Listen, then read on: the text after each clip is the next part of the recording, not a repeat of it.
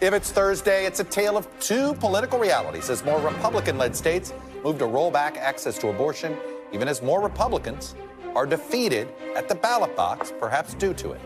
Plus, President Biden and G7 allies look to ramp up pressure on Putin as Ukraine's military readies a major counteroffensive after another night of Russian missile attacks.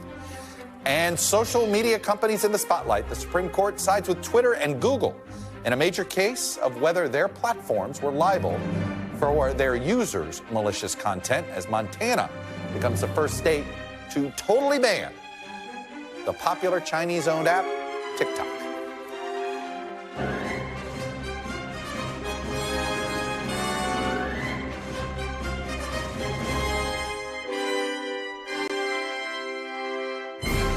Good Thursday. Welcome to Meet the Press Now. I'm Chuck Todd reporting from Washington. And we begin today as three more Republican-led statehouses have made moves towards restricting access to abortion this week. And Republican legislatures in the South and the Midwest show no sign of easing their push for these abortion bans despite public disapproval. Last night, South Carolina state legislature voted to approve restrictions that, if signed into law, would become some of the most stringent in the country. This would ban abortion after just 6 weeks of pregnancy. It's important to note that a similar bill was actually struck down by the South Carolina Supreme Court in January after that state court ruled it did not give a woman ample time to even realize she was pregnant. The bill now moves to the Republican-controlled state Senate. All of this comes after Republicans earlier this week in North Carolina's State House leveraged their supermajority to override a Democratic Governor Roy Cooper veto of a 12-week ban. And it now has become law, or will be by July 1st. If both bans do go into effect, a woman in the South or the Caribbean will have to travel as far as essentially Richmond or Washington, D.C. to access an abortion after 12 weeks, or I guess Chicago or New York City. Meanwhile, lawmakers in Nebraska are set to vote on a similar 12-week measure this week after the state's single legislative body failed to pass a 6-week ban last month. Public opinion polling in all three states suggests that those new laws will not be very popular. And it all comes as a federal appeals court comprised of 3 Republican-appointed judges has signaled it will side with a lower court to block access to a commonly used abortion pill, setting the case up to head back to the Supreme Court, who could issue a ruling in the summer of 2024. Is that an important year? Folks, Republicans are renewing their efforts to restrict abortion despite a growing mountain of election results suggesting backlash from voters. Since the Dobbs decision, with overturning Roe, Republicans continue to underperform. This week, they lost mayoral races in cities that they don't usually lose in. Jacksonville, Florida, Colorado Springs, Colorado. Earlier this month, they lost control of the Wisconsin State Supreme Court for the first time in 15 years. In February, Democrats won a competitive special election in Virginia, outperforming their 2020 margin by double digits. Republicans underperformed across the board in the November midterms. Last August, voters in Kansas overwhelmingly turned out to reject an effort to use a constitutional amendment that would have been used to roll back abortion rights. According to a new analysis from the Democratic-leaning data firm Catalyst, the backlash over abortion is partly responsible for what appears to be a huge boost in Gen Z voting in these heavily contested elections. As you can see here, turnout for Gen Z, for the youngest voting bloc right now, and millennials as well, was up in 2022, while turnout for other generational groups remained stagnant or went down. Millennials, Gen Z, the ones that are of age and might actually want or need to access reproductive care. The firm also saw a spike in the share of women registering to vote in the wake of the Dobbs decision. These numbers continue to send a pretty clear message that the abortion issue has not been good politics for Republicans. And yet, the party continues to push the issue, which begs the question, is this the first instance where the unintended consequence of our siloed information ecosystem has created feedback loops that maybe people don't realize what the public actually thinks? Joining me to break all this down, I have our panel here, NBC News Washington correspondent Yamiche Alcindor. She spends a lot of time covering the issue of reproductive rights. Washington correspondent for the Atlanta Journal-Constitution, Tia Mitchell. Washington Post columnist and NBC political analyst Eugene Robinson, and Republican strategist Doug Heye. Yamiche, let's just start with what we have learned in the last 72 hours. South Carolina. First, let's start with South Carolina. We know what the Supreme Court ruled, yet they're still going with this 6-week ban. Is this going to just go through the Senate, state Senate pretty easily, or you know, is the fact that people like Nancy Mace, who's a member of Congress from South Carolina, is she having some influence? Well, if North Carolina is sort of a bellwether for what South Carolina is going to do, it seems like this is going to fly through the South Carolina General Assembly and be able to become law, and then it's going to maybe run into the courts, where maybe again they will run into some issues. But you laid it out. The Republican Party is all in on this. They're restricting abortion rights. They're maybe in a feedback loop. Maybe they're just also beholden to the groups that have been working for generations, right, and giving them their votes, evangelical Christians in particular, white evangelical Christians in particular. So the South Carolina legislature looks like they're going to push this through. You know, Doug Hyde, you're on the Republican side of things, been a strategist. I have what Yamiche brought up, the infrastructure of the GOP for the last 30 years, the importance of the pro-life community to finding volunteers, to getting door knockers. Can't be underestimated, can it? No, absolutely. But what we've seen is we're in a brave new world here politically on this. We've moved from where abortion was an issue in theory, the courts were the main issue, to now it's in practice. And what we're seeing is the spike in registrations. Obviously, we're seeing more and more movements. And, you know, when you talk about, you know, the information loop, I think that only gets amplified when we see supermajorities in states. And in North Carolina, you know, by one seat they have a supermajority, with the Democrat flipping just recently. This is why this happened. When you're in a supermajority, you don't really negotiate with yourself, and they think they very smartly set the model at 12 weeks. We'll see if that's smart or not. Yeah, Tia, what I've just been odd here is that, you know, normally you sort of the law of physics here. You know, you pound against, oh, that doesn't work. The voters keep sending a message. It hasn't been received yet.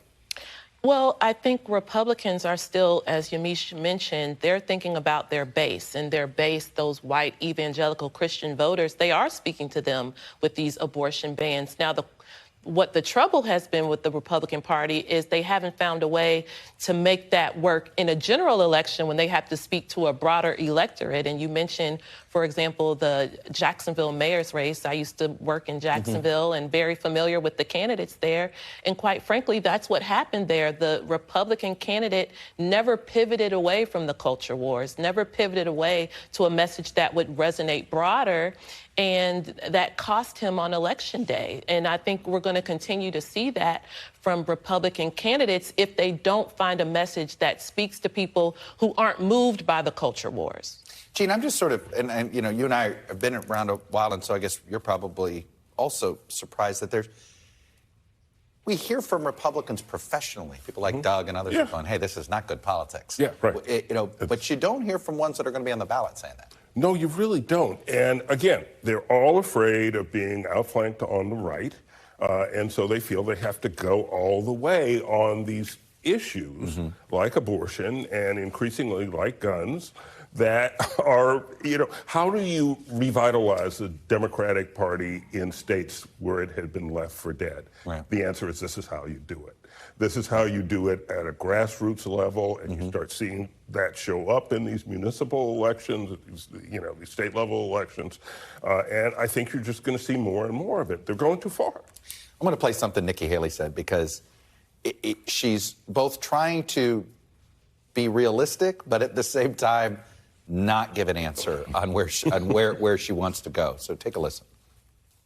I think we have to tell the American people the truth. In order to do a national standard, you'd have to have a majority of the House, 60 Senate votes, and a president.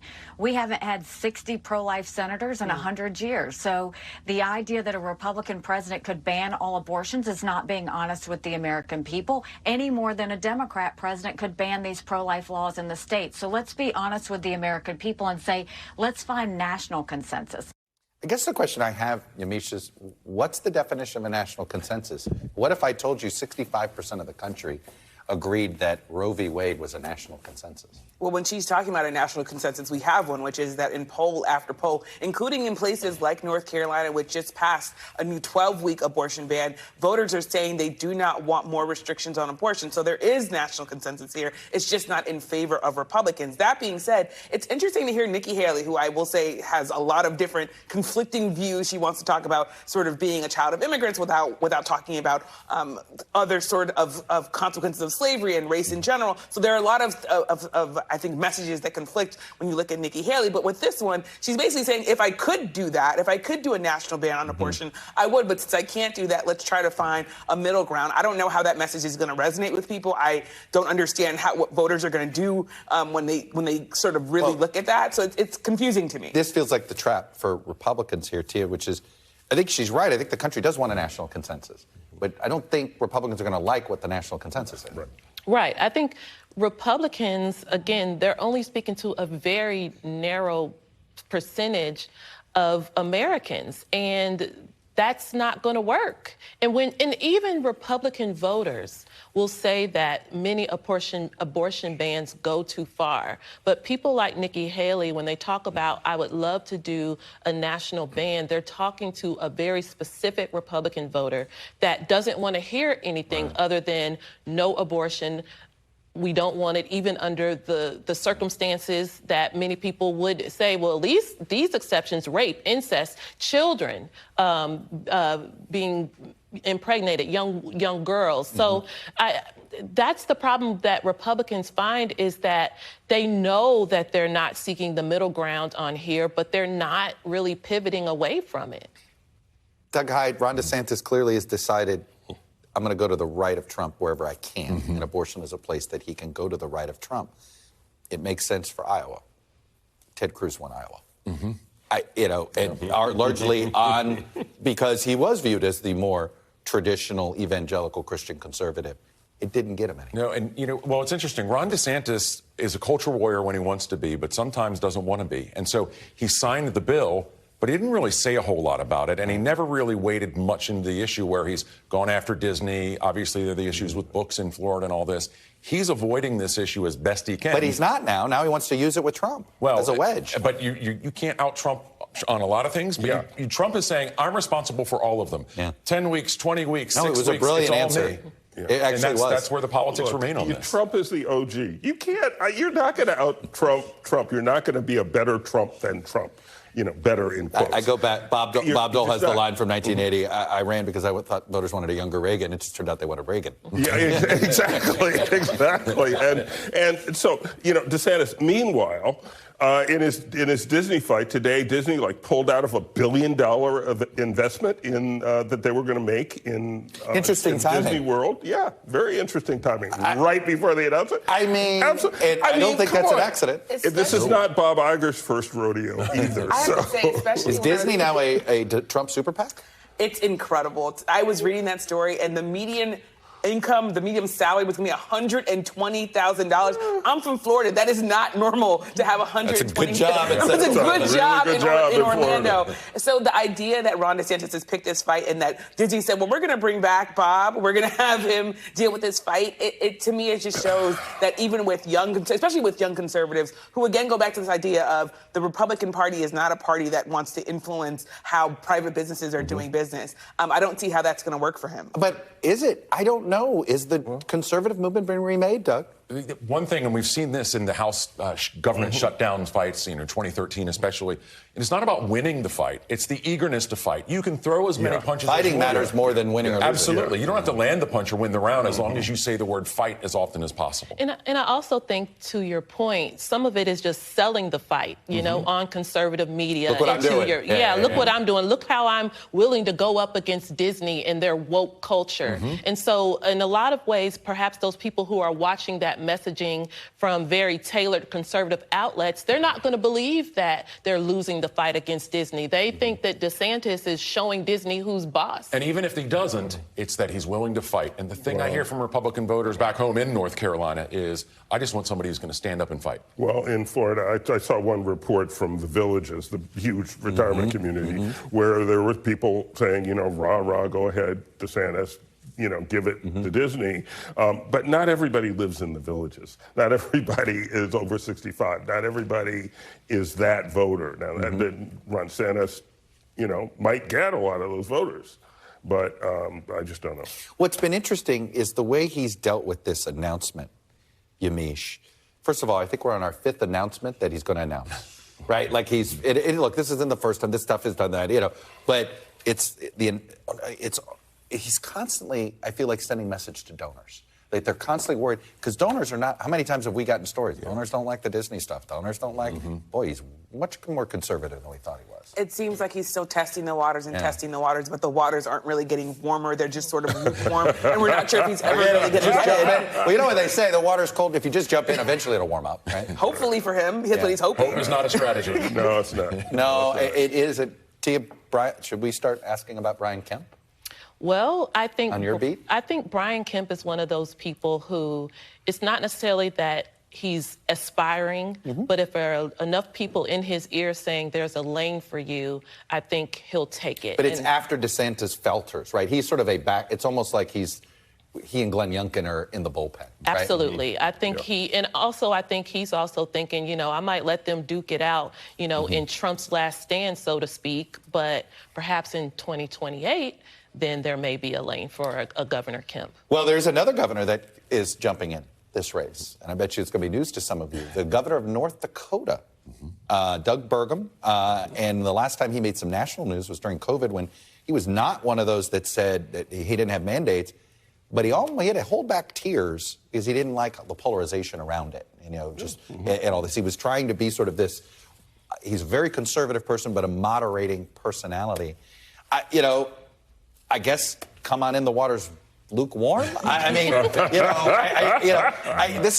always one of those. I didn't know he would run. Kind of like when Paul Tsongas ran. Right. Well, when you start with a name ID of 0, there's only one direction you can go, which is up. The question is, how high up can you go? Will he rocket to 4 points in a month or so? That's what we have to look at. But he is. I guess the more people you put into this race, the more it dilutes it. Yeah, the better it is for Trump. I think, we'll see. But a whole bunch of people against Donald Trump, we've seen that movie. We know how it came out the first time. We'll see. Well, we know the twists and turns are going to come. There's still a lot of prosecutors that have something to say. Yeah, that's true. That's true. And Bob Iger may be his friend today, but Bob Iger is probably not necessarily going to be his friend tomorrow either. Yamiche, Tia, Eugene, and Doug, thank you all. Coming up, has Kyiv's widely anticipated counteroffensive already actually begun? We have the latest from the front lines and some new details on President Biden's plan to roll out another round of Russian sanctions while meeting with America's G7 allies. All of that is next. But first, for today's Meet the Press Minute, we're going to take a look back at the history of the abortion rights movement. In 1972, just a few months before Roe v. Wade was decided, legendary feminist activist Gloria Steinem joined Meet the Press to talk about women's rights and access to abortion. Take a listen. This issue of abortion or reproductive freedom seems to be one of the burning issues among women in your group. What specifically is it you want? Do you want to wipe out all the bans and state-imposed prohibitions on abortion? Yes, the position of the caucus is one against government intervention in the reproductive freedom of the individual citizen. That affects men as well as women. It means birth control as well as abortion. It also means the enforced sterilization laws, which exist in many states in this country and which affect criminals and any individual considered socially undesirable, very often affects poor and minority people, welfare clients, and the like. And it's clear from the opinions in other industrialized countries and also from the opinions here, that is not the wish of the average citizen, male and female, is not to have government intervention in that most private area of personal freedom. Welcome back. Leaders around the world are gathering to discuss the current crisis and future trajectory of the war in Ukraine as it appears to be nearing a critical moment. G7 leaders are gathering in Hiroshima, Japan, a city that has its own history with the tragedies of war, where Ukraine is expected to be a key priority. Earlier today, ahead of the summit, President Biden met with Japan's prime minister, where the two leaders reaffirmed their commitment to support Ukraine. According to a senior administration official, the U.S., in coordination with our G7 partners, is expected to announce a new round of sanctions on Russia as the West looks to ramp up economic pressure on Moscow. Japan's prime minister also confirmed to reporters today that President Zelensky will virtually participate in the G7 summit. Despite Biden's shortened trip to the region, China is also expected to be a major focus for the G7 leaders as Beijing looks to expand its influence around the globe and as China's special envoy wraps up his meetings in Kyiv. Meanwhile, in the war itself, in the borders of Ukraine, Kyiv was once again targeted by another round of Russian missile attacks. Local officials called it unprecedented in power and intensity, and it comes as Ukrainian troops prepare a counteroffensive to recapture occupied territory. But the missile defense systems that the U.S. has been providing have been working. Joining me now, I've got Molly Hunter in Kyiv, Kristen Welkers in Hiroshima, Japan, covering the president's G7 meetings. Let me start with Molly and the situation on the ground there. Molly, let me start with this. We keep saying the counteroffensive is about to begin, and then I read, well, it may already have begun. Well, it kind of already started. How would you describe it?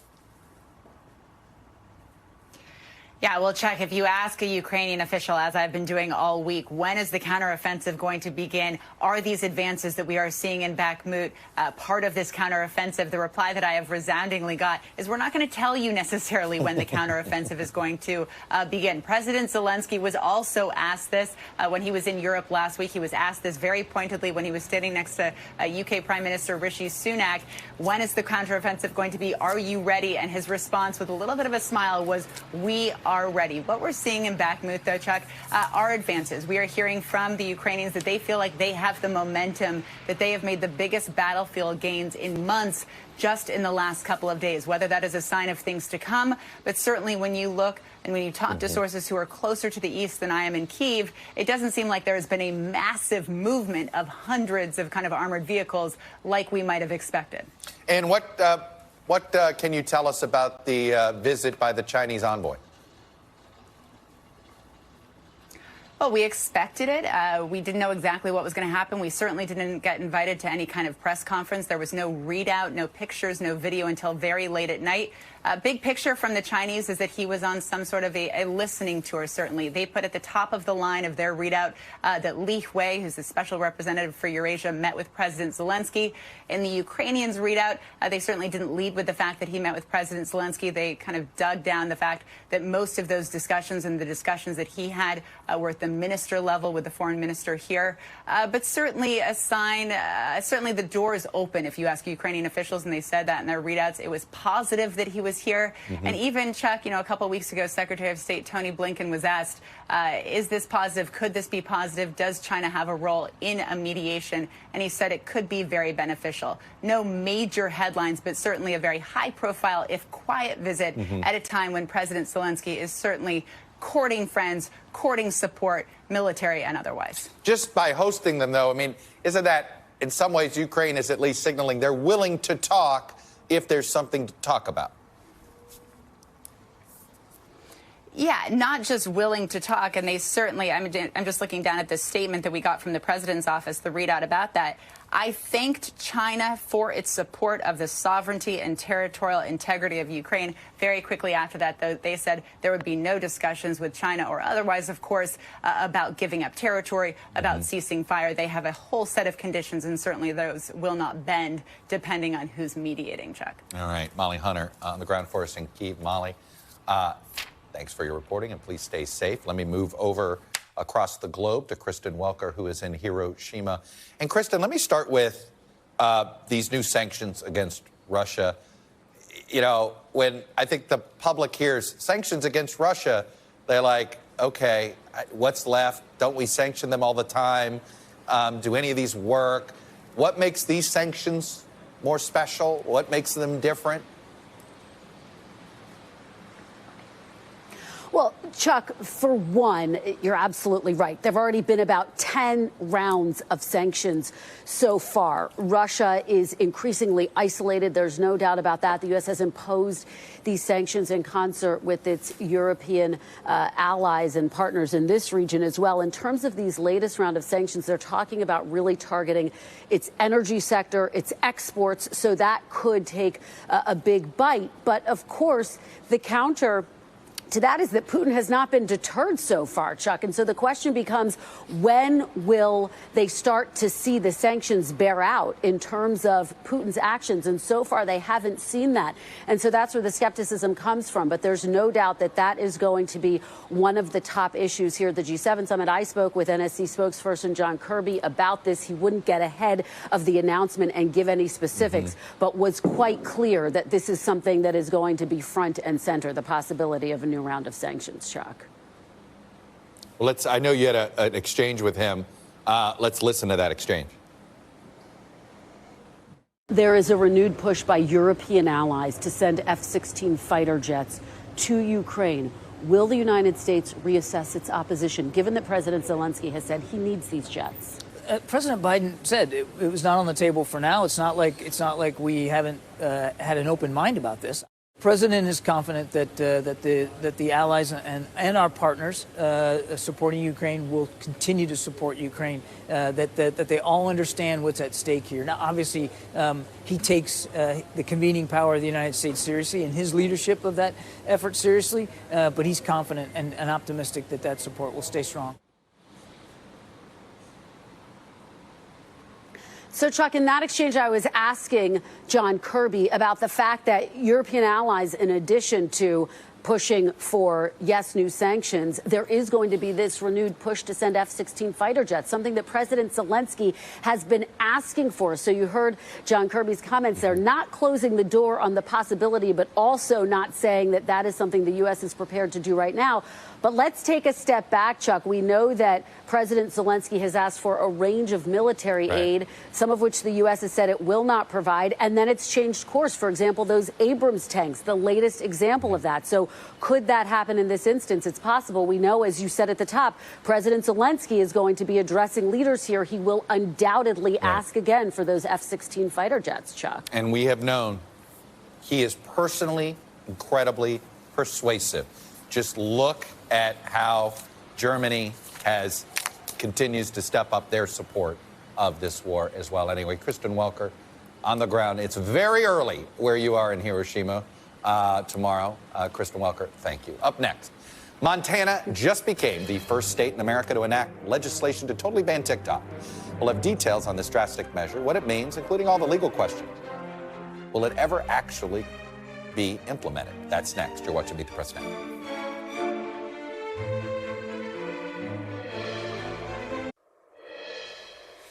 Welcome back. It's been a pretty big 24 hours for the tech industry. A Supreme Court ruling today essentially sidestepping the issue of whether internet companies should no longer be immune from lawsuits over users' content. Court's rulings were a victory for Google and Twitter, who'd been sued by the families of terrorism victims who say the companies aided and abetted attacks on their loved ones. The court ruled today that the evidence presented was insufficient to back up that claim. The justices, though, were narrow in their rulings and did not decide whether or not YouTube's conduct was protected under Section 230. That is, of course, the infamous law these days, which shields internet platforms from liability over what users post. Those decisions came a day after Montana became the first state to enact a law that would totally ban TikTok from anybody in the state of Montana. The ban, though, isn't set to take effect until January 1st and will be challenged in court before then. Ken Delaney covers the Supreme Court for NBC, joins me now. Also with me is NBC News legal analyst, and yes, you did see him on Succession, no spoilers, Danny Savalos. Yeah, we have to be careful on the spoiler front. I know we got to go, 2 weeks before we can talk about? I think that's the general etiquette rule. Is that the etiquette I think these days? so, yes. We can say that Logan is dead, but that's about it because that happened a month ago. Yes. Sorry for that spoiler, but I'm sorry, Logan is dead. Yeah, and MASH is canceled. No more MASH. No more MASH? There's no more MASH. No more MASH. And Seinfeld did it. Ken, let's talk about these Supreme Court rulings and the role that Section 230 didn't play and did. Look, this is a law passed by Congress, so it makes a lot of sense to me. The Supreme Court really couldn't, Congress gave them this protection, so it doesn't matter.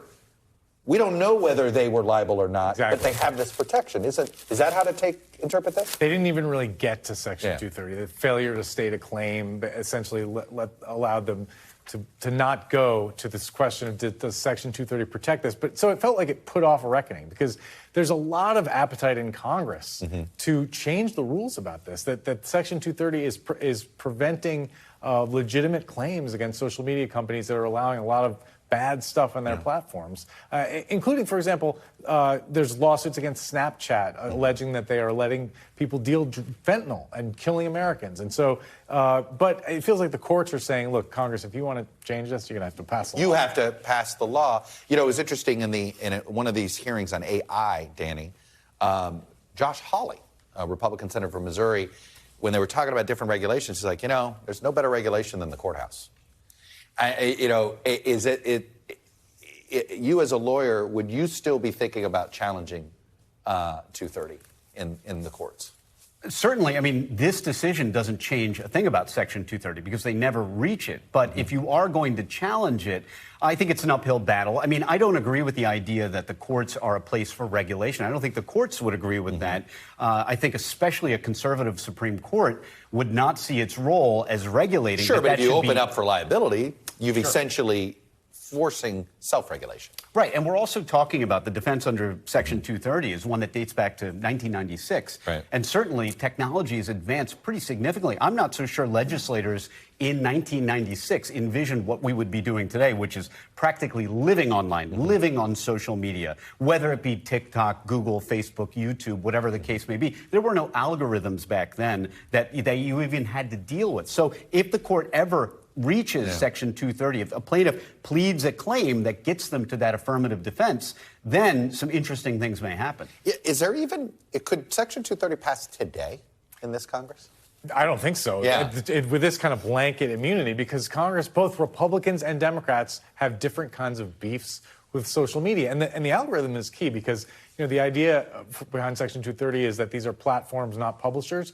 But where does the algorithm fit in? It's feeding It's an people. editor. Exactly. To me, the algorithm's an editor. Right. So you've just, And so at what point do you hold them accountable for things that they're feeding people? But you brought up the algorithm as an editor. But what if it is, as Justice Thomas suggested, what if it is an agnostic editor? Not an editor the way a human would edit things, but rather a formula that treats everybody the same. That's an interesting question as we move forward, is if something is in fact editing, which you could say an algorithm is, does it matter that it's not human, that it's really just a series of binary code 01000? But it doesn't treat everybody equally.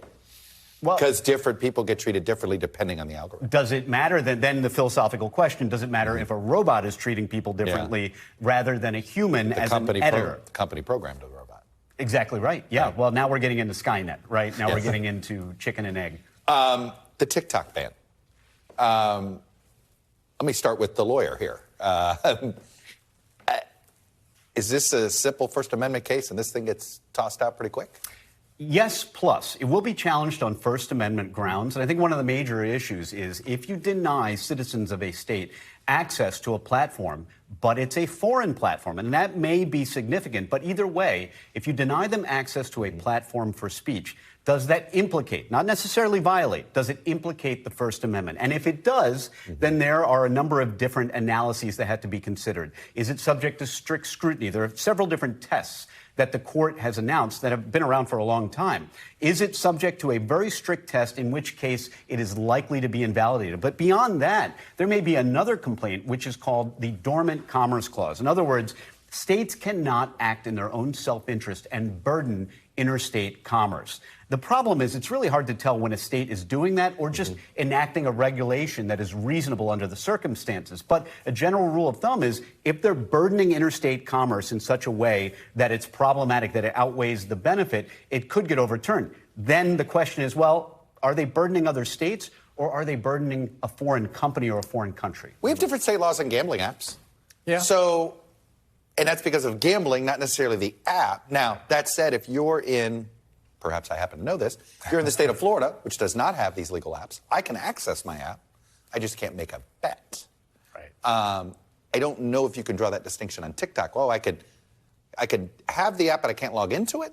I don't know if they could figure that space out, right? Right. Yeah. And what's interesting to me is, look, the Biden administration, the national security agencies have all said TikTok is a national security risk, but they haven't gone so far as to try to attempt a federal ban. But there's a lot of chatter about it. Yeah. By the way, the courts care about that.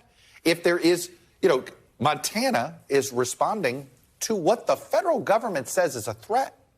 So they responded. Well, the courts say, well, it's not like they decided this on their own. The federal government has been issuing warnings about this.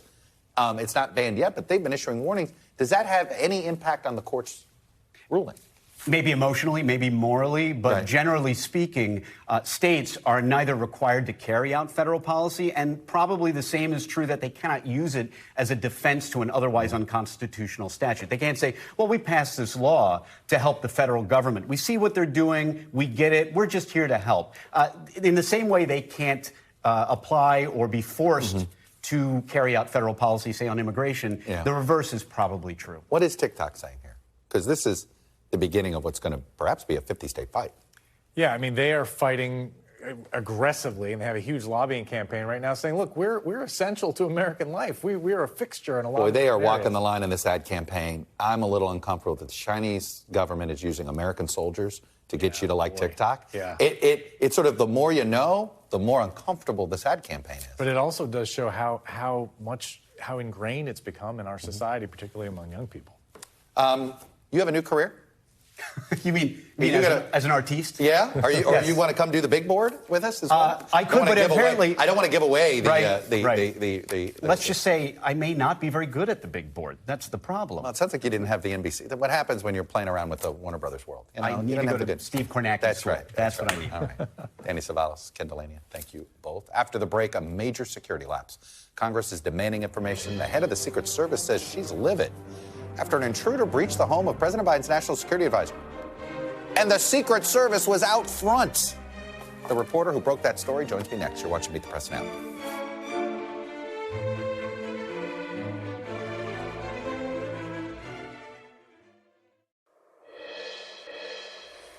Welcome back. The chairman of the House Homeland Security Committee is demanding a briefing from the Secret Service after an intruder managed to break into National Security Advisor Jake Sullivan's home last month. Two sources tell NBC News that the head of the Secret Service is livid over the apparent security lapse. The Washington Post broke the story this week that a man entered Sullivan's home in the middle of the night without being detected by agents who were on post guarding his house. According to the Post, those agents did not know about the incident until the man had left the house and Sullivan came outside to alert them that somebody had come into the house. Carol Lennick helped break the story for the Washington Post. She's also one of the most well-versed reporters covering the Secret Service, as well as an NBC News contributor, and she joins me now. Carol, this is one of those, you just shake your head, you can't believe it. So, I mean, what's the explanation here? It feels like this shouldn't be that complicated. Were agents literally asleep at the wheel? No joke. It is possible, actually, Chuck, that is really as simple as it gets. Yeah. I've heard from multiple sources since we first broke this story, my colleague and I, Tyler Pager on the White House beat at the Post, that there's a strong belief inside the team that's investigating this that it was human error, simple, pure human error. And unfortunately, I think that that's going to have some pretty dire consequences for the careers of agents involved here if that's what happened. But I also want to stress something that is new to me and I think is worth saying. I've written a lot about the Secret Service having misconduct and security breaches and serious failures over the last 10 years. And kudos to the Secret Service, because when I came to them and said, this is what I'm hearing, they automatically said, yes, this is a problem. We concur. This happened. We're investigating. We're trying to figure out what happened.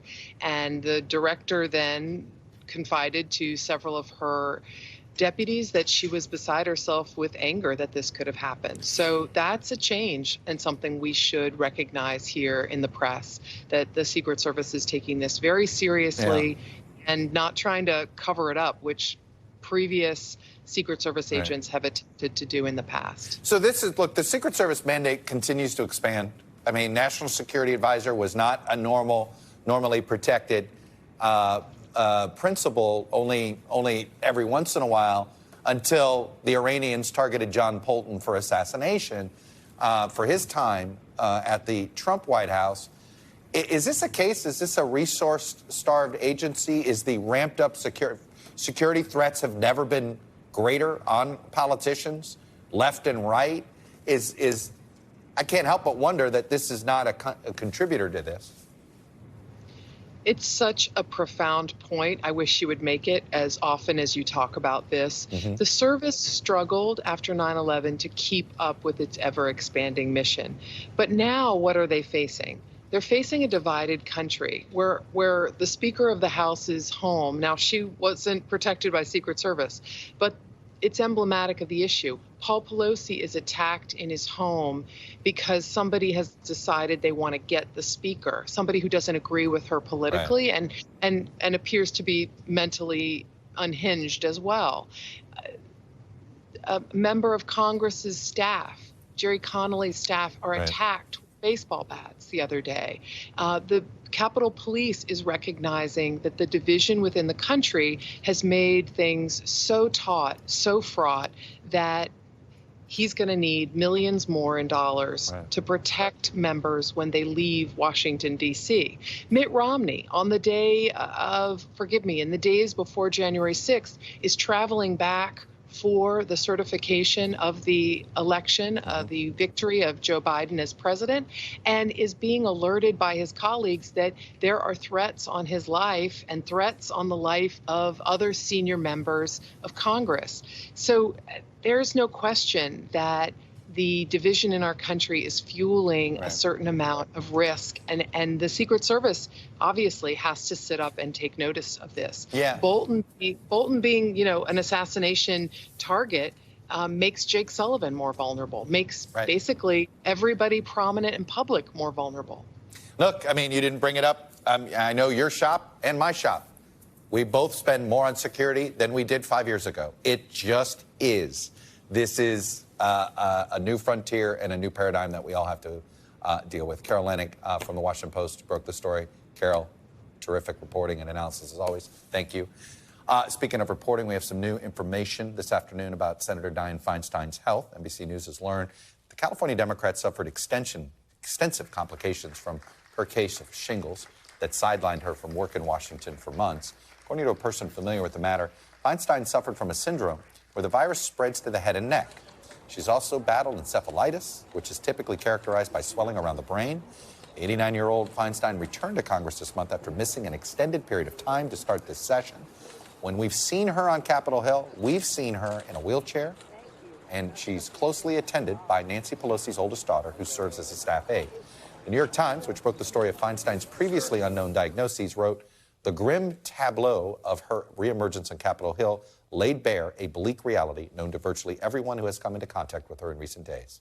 She was far from ready to return to work when she did." Still to come, going nuclear. In the battle against climate change, why the head of the Nuclear Energy Institute says this is the biggest moment for nuclear energy since the dawn of the atomic era. And this has to be true. I'll explain. That's next. You're watching Meet the Press Now.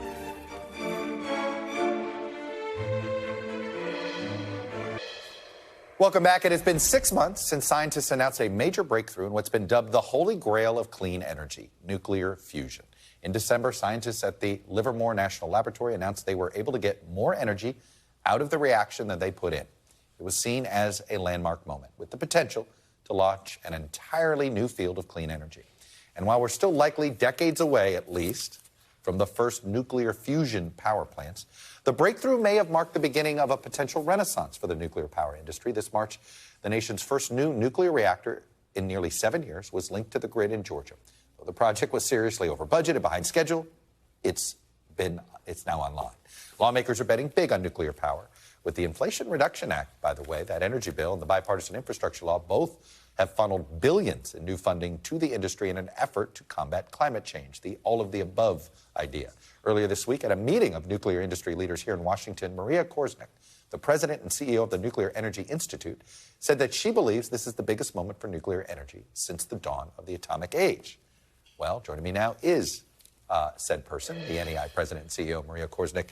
When you say that, I sort of say, yes, it kind of has to be Maria. And so let me start with this. There's a joke among nuclear scientists, former Secretary of Energy, Ernie Moniz said, we're always 30 years away from being 30 years away. But is it different this time? Well, I think it is different. You mentioned nuclear fusion, but nuclear fission, which is what we have today, is absolutely going to be a game changer for climate change, for energy security, for national security. It is unlike any moment that we've had. I've been in the industry for 35 years. Right. It's unlike any moment that we've had. The demand is incredible. There is no doubt. Everybody talked about clean energy. It's the easiest answer, but it is politically an uncomfortable answer because every time the public gets over its fear of nuclear issues, then something happens. You know, first it was 3 Mile Island, then it was Chernobyl, and then you had Fukushima. How do we get over that? Actually, the reality of climate change and the reality of the need for energy security I think it's getting everybody over that. And think about why. Because everybody wants to decarbonize, but you still want affordable energy. And when you put that whole picture together, it says nuclear power. And it says nuclear power right now. So recently, the Department of Energy put out a report. They said get 2 to 3 times the amount of nuclear that we have today by 2050. That's huge. So absolutely, we need to get clean energy, but we need it to be affordable. And the best solution for that is a backbone of nuclear with wind and solar when they're available. What about the waste issue? So let's talk about the waste issue. So something about the size of your thumbnail, okay? A nuclear fuel pellet. Right. It's equal to 1 ton of coal. Okay. It's also the same amount of waste that you get. That much waste. But that's pretty radioactive material. 1 ton of coal. I understand that, but that's still that still could kill you. That's very radioactive, Yeah. and we know exactly where it is. We know exactly what it is, and it's monitored very closely. We have the most, I think, responsible for our waste stream. Now, today, it's stored at all kinds of sites around the country. We should be more efficient with how we've stored it, but it's very safely stored every place that it is. You think it's better off doing it in one place? I think it is. I think it's more efficient to put it in one place. And then ultimately... How do you convince a community or a state? I mean, look, I've been covering politics over 30 years. I think the first story I ever wrote about Nevada congressional races had the words Yucca Mountain in it, right? Like this has been talk about a NIMBY issue on steroids, right? Yucca Mountain. Absolutely. So nobody wants to be the home for this waste. Well, you know what? Around the world, there's a lot of people finding homes for this waste. And so I feel very comfortable that as a country, we're going to do that too. And the interim step is that interim storage. And right now, the Department of Energy is unleashing a consent-based siting process. So, and there are places that are interested, and I absolutely think that we're going to break through with that. But the reality is, look about today. All of the waste that we have from all of the commercial nuclear power we've had since the 1960s fits in one Walmart store. The volume is just not that big, Chuck. But it is pretty radioactive material. You and I could stand right next to it if we had a cask right here. Okay. All right. I assume this has never been in a more bipartisan era for nuclear energy. I mean, when I first came of age as an adult, it was Republicans were in favor of it, Democrats weren't. It seems as if this is balanced out. Absolutely. Great bipartisan support. You saw that in the bipartisan infrastructure package, where there were some pretty strong things in there for nuclear, the Civil Nuclear Credit Program. There was also a getting hydrogen from nuclear power in there. Also, the Advanced Reactor Development Project was in the bipartisan. And then in the Inflation Reduction Act, more credits for nuclear. Absolutely bipartisan support. And not just at the federal level, also at the state level. What can be done so the plant in Georgia, which was a big deal, and it got funded and built and all that, is this a regular problem that you're going to have these delays, or is this something that because there is now a bipartisan consensus, there's fewer manufactured roadblocks? I think a lot of things are going to happen. Nuclear tomorrow looks a little bit like nuclear today, can be large, can be medium, can be small, can be really small. Yeah. So all are we going to get to the point where each city has its own reactor? Absolutely we are. In this century? Maybe even each town. Yeah. You think in this century? This decade. You're that confident? This decade between the 2030s to 2040s. Well, there absolutely. It is. Well, Maria Korsnick, then that's the only way we meet the clean energy goals of 2050, right? That's exactly right. All right. Good luck. Thanks for coming in. Thank you. Thank you for being with us this hour. I'll be back with more Meet the Press now. But before we go, I want to give you a little teaser here, a special programming note. My friend, the NBC News chief foreign correspondent Richard Engel, is out with a new documentary marking 20 years since the U.S. invasion of Iraq.